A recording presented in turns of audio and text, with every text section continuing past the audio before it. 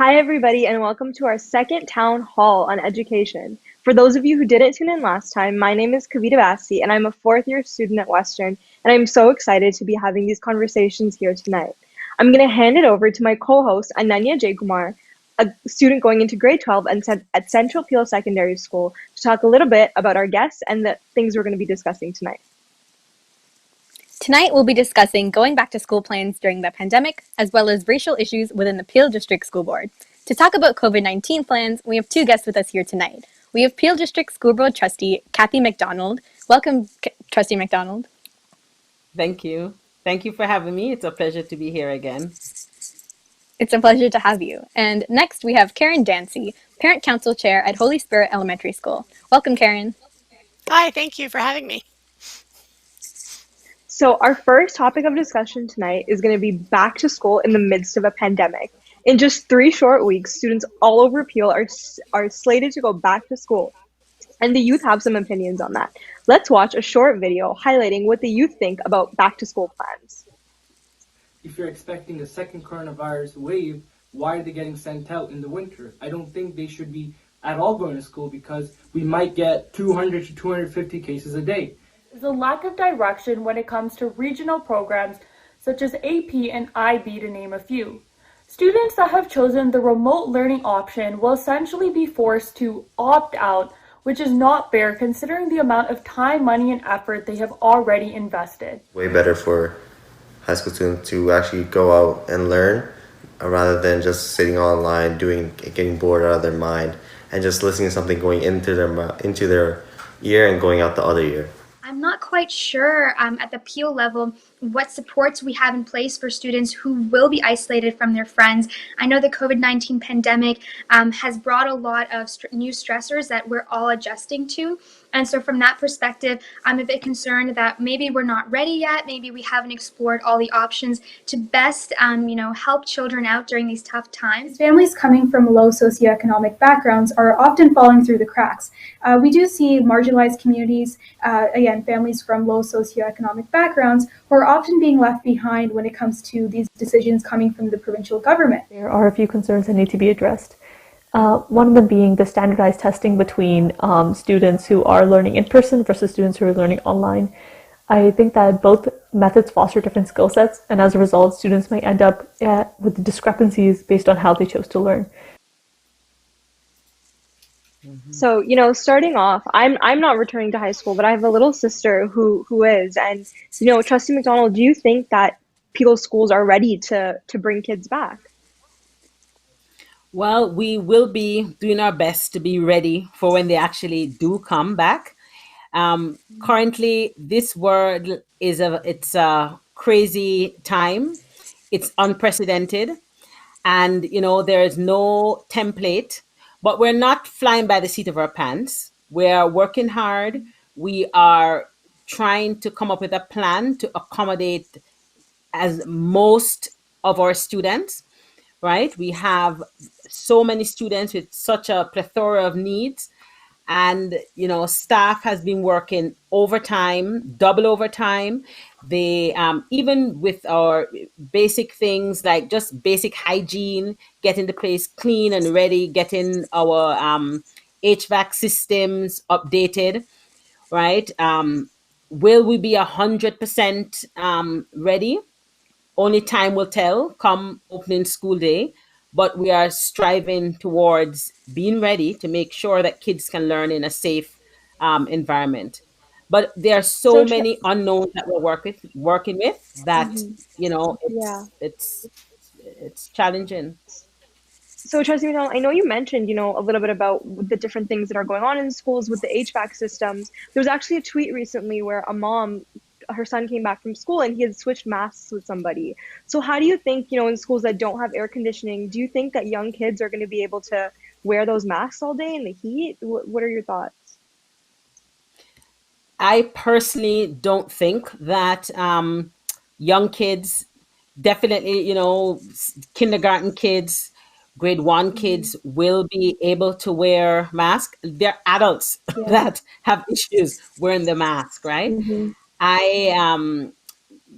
We actually just got a letter today from Dr. Lowe from the public health, Peel Public Health. So based on that letter, our procedures will be updated and information will be given out to staff and families. I don't have what the new procedure will be yet. However, I think in all practicality, to expect a 4-year-old to sit with a mask all day, it's going to be very tough.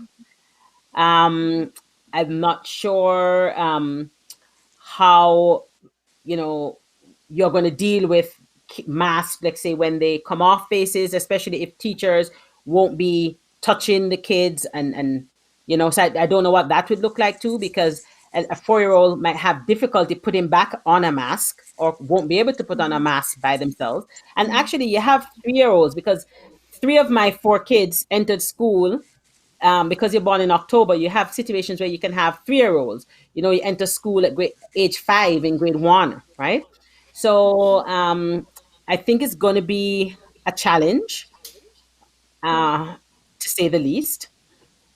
And, to me personally, this is not a public health opinion, but I personally think it's going to come down to a lot of hand washing and hygiene, because I don't see how a 4-year-old or 3-year-old is going to keep a mask on all day.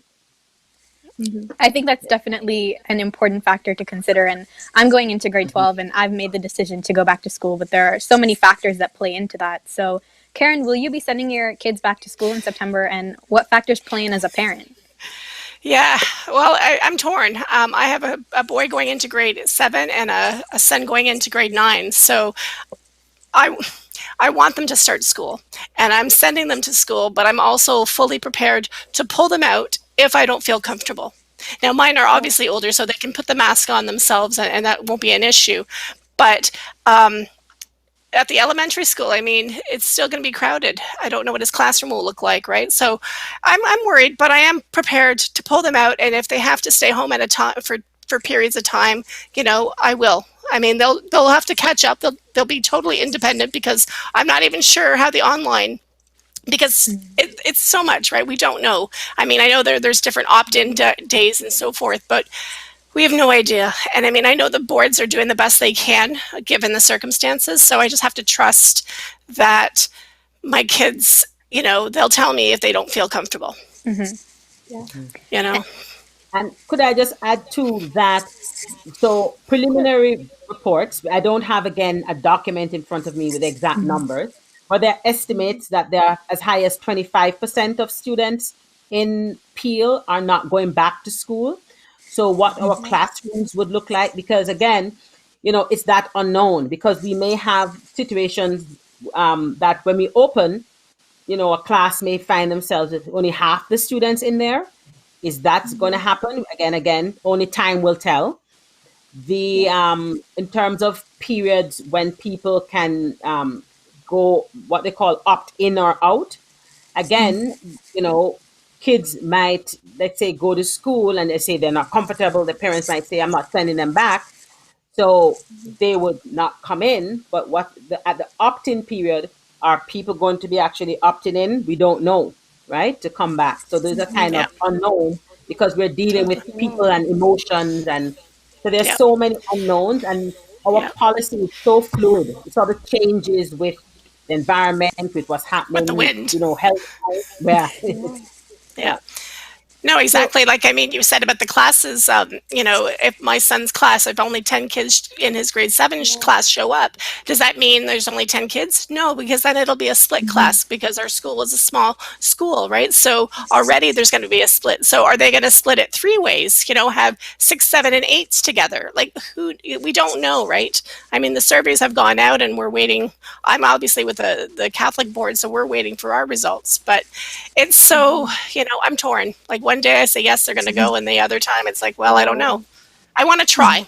I think it's important for mental health that they try to go to school. So, Trustee McDonald, will you be sending your kids back to school? Well, I will be. Well, one of my kids is a university graduate, so he won't be there. Okay. And I'm sending one out of the 3 are going back. So one is for one of my children for health reasons. I won't. And my one kid, I just figure is too young to wear a mask. I don't see how little kids like that will be wearing a mask. My kids are actually spread out, right, from 7 to 21. So Yeah. yeah, but you know, Yeah. so that's where I am at. Yeah, and I think I can't speak from the perspective of a parent, but as from the perspective of someone going in, there's so many there's information coming at you from all ends, and so the government keeps making announcements. And Karen, as a parent, what do you want to hear from Education Minister Lecce and from the Ontario government? What do you need them to tell you? Smaller classes. Make smaller classes. We're fortunate. Most schools are they're bigger than a downtown Toronto school in terms of older buildings, but they're still crammed. The desks are big, and you can't. There's no social distancing, and the little kids. They cram them in, and they have no concept of social distancing on the best of days. So to cram them in a small class and then tell them, oh yeah, you can't touch your friend, and make sure it's smaller classes definitely. Um, yeah, that's staggered. I know they just announced that they're going to stagger the dates, but the start dates. But what's that going to look like? It's just going to be still. It's not going to help the situation. Smaller class size for sure would help. So, continuing on that, Trustee McDonald, what would, from the board side, what do you think, you're doing personally to kind of see that those measures are implemented in school, or what measures are maybe you spearheading to be implemented in schools? So what we're doing now as trustees, we are speaking with our supervisor, and he is right, because remember, Peel is in a unique situation where we know we don't have the authority, right, to vote on policies. So we speak to our concerns, we bring it up to our supervisor, and he is the one that will be approving and sort of spearheading the policies that our director will implement. A lot of the actual day-to-day procedures that are happening in the board, they are really operational issues. So, the supervisor will relay our concerns to the director, Yeah. right, in terms of how she will proceed and operationalize things. Yeah. And again, So you kind of look to see, what other boards are doing. We talk with parents, kind of get a sense of what. And again, I keep, I can't emphasize this enough, that there is an unknown element. So on September we may have classes that are half filled, right? So we don't know, right? And as time goes on, and things may get better, it's still 3 weeks. I think in Yeah. Brampton yesterday we only had 8 cases, right? Yeah. And I'm not saying that it's over, but we don't know what 3 weeks from now is going to look like, really. So Yeah. it's really hard to plan for the unknown, and things can just spin on a dime. You could have an outbreak, and book your best laid plans is useless, right? So Yeah. it's kind of planning in, you sort of having different scenarios that we have to be planning for, right? And Yeah. most will not happen. Only one scenario is going to happen, right? So, And parents don't like when we like to know a plan, right? We want yeah. to make sure that we know what's happening to our children. And but as Trustee McDonald said, it can change tomorrow. It could be, a decision can be made, and we can go back into lockdown, right? Okay, so we're going to come to the end of this discussion now. I just want to say thank you so much to Karen for joining us. Thank you for Thank you. engaging in wonderful conversation. And I'm going to hand it over to Ananya to introduce our next topic. So the next thing we'll be talking about is racial issues in the Peel District School Board. And one of the key components of this, or one of the most highly discussed things, is the report that was released against the Peel District School Board, as well as the hiring of a new supervisor and a new director of education that will be dealing with these issues. And so in order to do that, it's really important for us to hear from youth. So let's watch a video now to see what youth have to say about anti-Black racism and diversity in the Peel District School Board. Black students are more likely to be suspended over minute matters such as clothing attire. Students who are suspended, especially in secondary school, are less likely to achieve their academic potential and graduate on time. The focus needs to be on the minority. those that felt uncomfortable, unsafe, and unsupported because their voices deserve to be heard. Time that we don't make these same mistakes over and over again because they're absolutely absurd. And throughout my experience, I'm not going to lie to you, I've also faced racism, I've faced misogyny, and I guess the biggest thing that we want as students of color or even females is just equity at the forefront of everything, and that our voice should be heard. There needs to be more better guidelines, and there needs to be more. They need to train the teachers so they can take appropriate steps in solving this problem.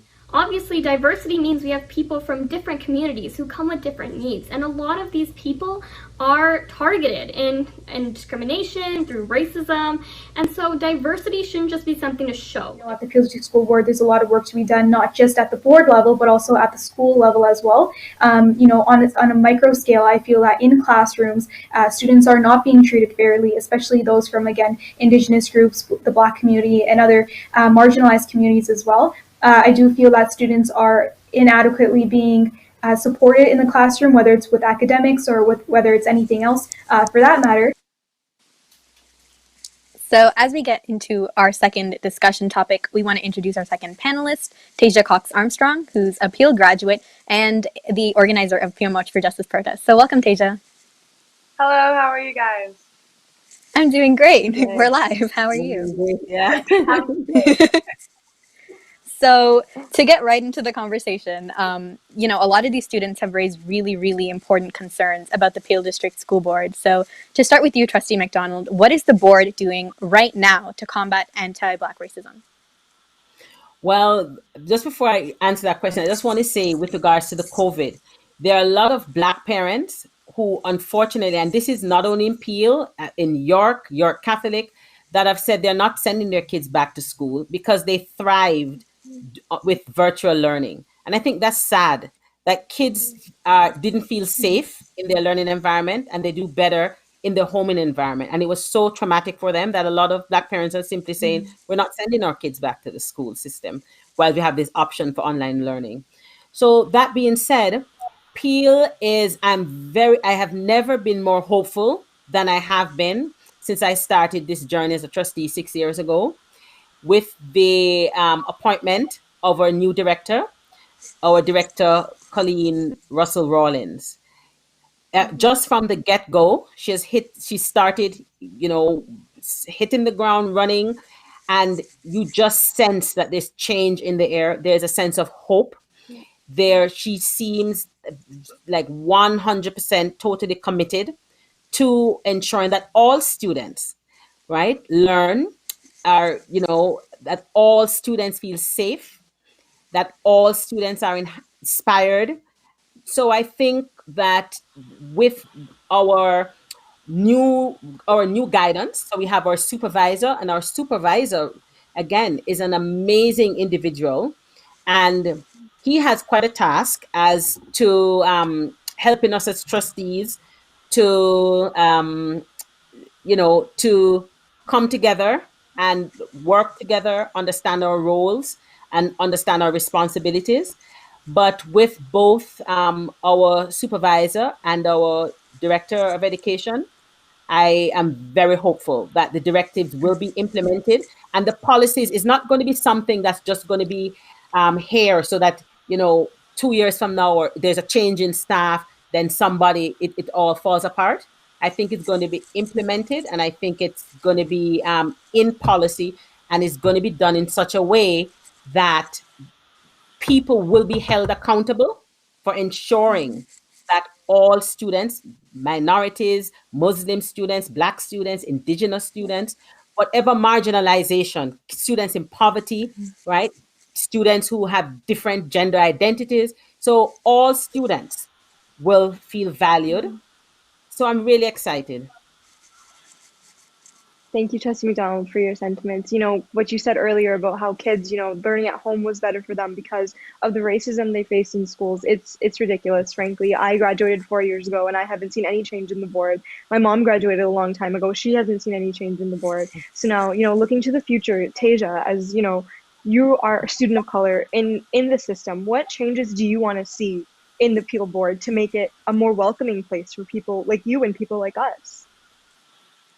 For sure. I think that we need to have more open discussion and educate everyone. I feel like sometimes we kind of mistaken that only Black students want to receive that education, but in reality, it needs to be every single person at that school, because I've talked to people who told me that they were scared to talk about racism issues because they didn't know what to say and they were scared to say the wrong things. And I think that's our problem, just like even as adults and as children, that we're scared, and we shouldn't be scared to say the wrong things, and we need to be able to have these open discussions and have that space for mistakes, because when we say the wrong things, then we learn what to say for next time and what is acceptable and what's not acceptable. So I think that we need to really understand that when we are putting in these educational systems, that like it's not just for Black students, it's not just for us, it's for everyone in the entire school, so that like we're all learning together. And I think that's like one thing that we really need to stress, as well as consistency.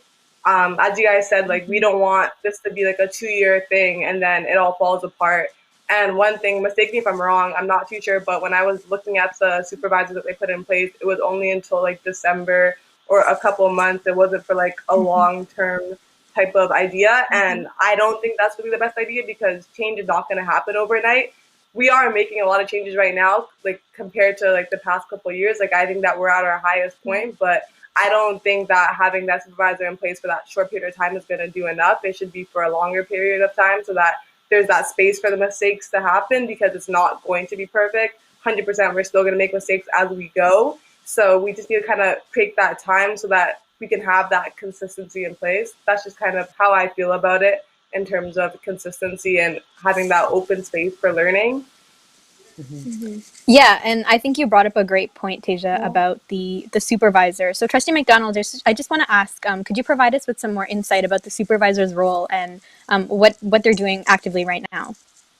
Yeah, absolutely. And first, I'd just like to piggyback on Tasia's comment. So I share her sentiments too, because I am also concerned with the length of time. But we have to remember, though, that the motion it was a minimum. So it does not mean that our supervisor is necessarily leaving at the end of December. So again, I guess he will probably, with consultation with the ministry, decide when he thinks he's no longer needed. So, and he is a very astute gentleman. So, I don't necessarily mean it's not written in stone that he is only there until December. So, I'm hopeful that he will stay until we, as a board of trustees, are truly ready to address all issues in our board, that we truly understand our duty to all students. We understand our role of governance, right? And so I'm hopeful about that. So our supervisor, what he does is, so we still do our community work and we bring our concerns to him. But in terms of the actual governance piece, voting on issues, so we don't vote on issues anymore. All trustees will bring our opinions and concerns with the supervisor, and he ultimately will make the decision. So, it's not a matter of putting motions and voting and waiting for a majority.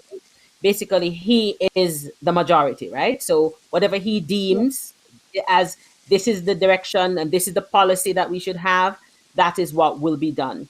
And I think the intention of the supervisor is to eventually make sure that as trustees we understand the importance of like our governance part of our role.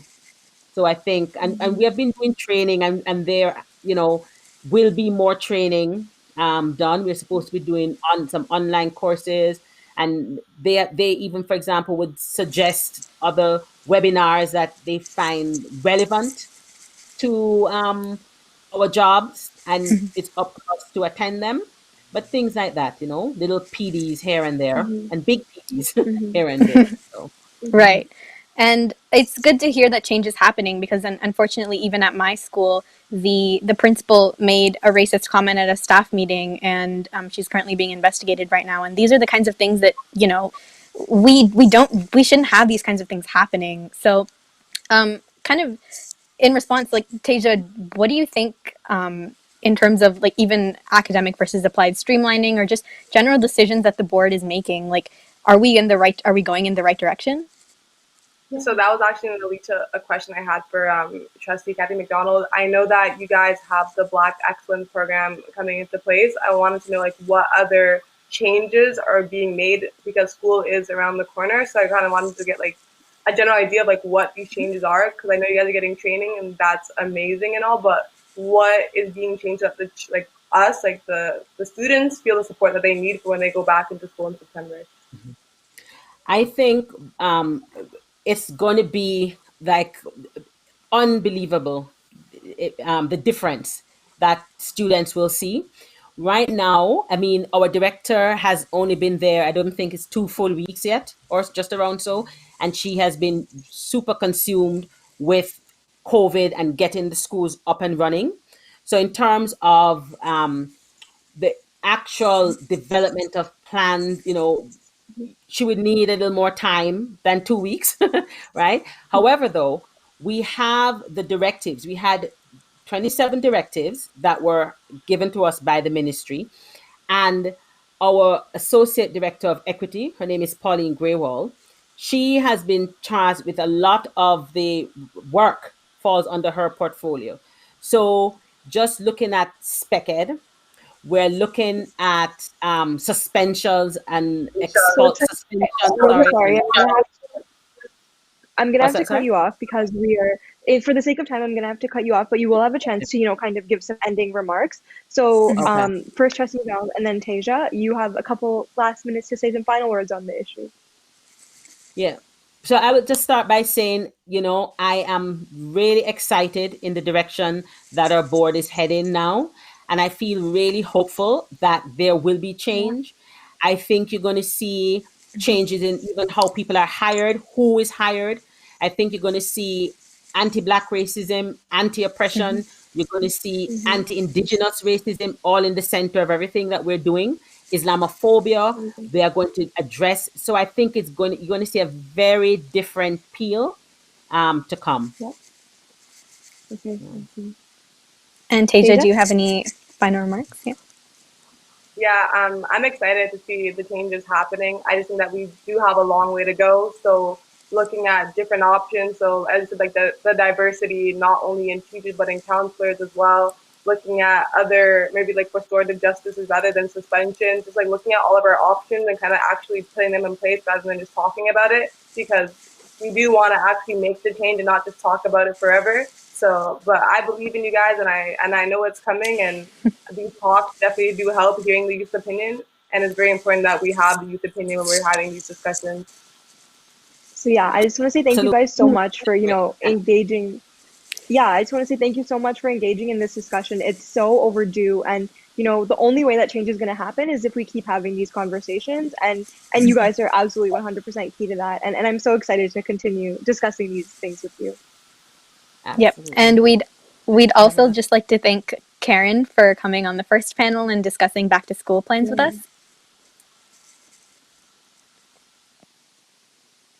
Okay, so from all of us here at Brampton Focus and City Studio, thank you guys so much for watching. Thank you so much for tuning in and listening to us discuss. We're excited to hear your thoughts. I'm Kavita Bassi. And I'm Ananya J. Kumar, and good night, everyone.